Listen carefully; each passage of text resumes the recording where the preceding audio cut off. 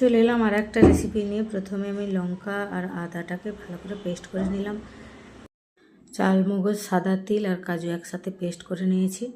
এরপর কড়াই বসিয়ে তেল গরম করে কিছু সবজি আমি ভেজে নেব। আলু, পটল, গাজর, চাইলে আরও কিছু সবজি দিতে পারো। এখানে পনিরটাকে আমি ভালো করে ভেজে নিলাম। ভাজা হয়ে গেছে, তুলে নেব। এরপর ওই কড়াইতে আরও কিছুটা পরিমাণ তেল দিয়ে দেব সামান্য একটু ঘি।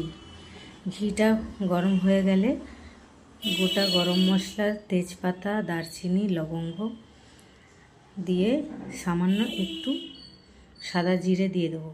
আর বেটে রাখা ওই মশলাটা দিয়ে ভালো করে কষিয়ে নেব। আদা, কাঁচা লঙ্কা, তারপর বেটে রাখা মশলাটা দিয়ে ভালো করে কষিয়ে নুন, হলুদ, পরিমাণ মতো লাল লঙ্কার গুঁড়ো দিয়ে মিক্সি ধোয়া জলটা দিয়ে ভালো করে মশলাটাকে কষিয়ে নেব। এরপর ভেজে রাখা সবজিগুলো দিয়ে দিলাম আর কিছুটা পরিমাণ সেদ্ধ করা নিউটেলা দিয়ে কষিয়ে জল দিয়ে দেব। এরপর ফুটে গেলে আমি দিয়ে দেবো পনিরটা দিয়ে কিছু সময় রান্নাটা করে সামান্য পরিমাণ চিনি দিয়ে দেবো স্বাদের ব্যালেন্সের জন্য। এখানে কিছুটা পরিমাণ আমি দুধ দিয়েছি। দুধটা দিলে স্বাদের পরিমাণ আরও বেড়ে যায়। আমার কমপ্লিট হয়ে গেছে রান্নাটা।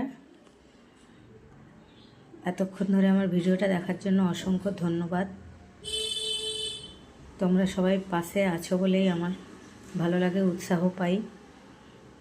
এই দেখো কত সুন্দর গ্রেভি হয়েছে। চাইলে ভাত, রুটি সবার সাথে খেতে পারো। দেখা হচ্ছে পরের ভিডিওতে। টাটা।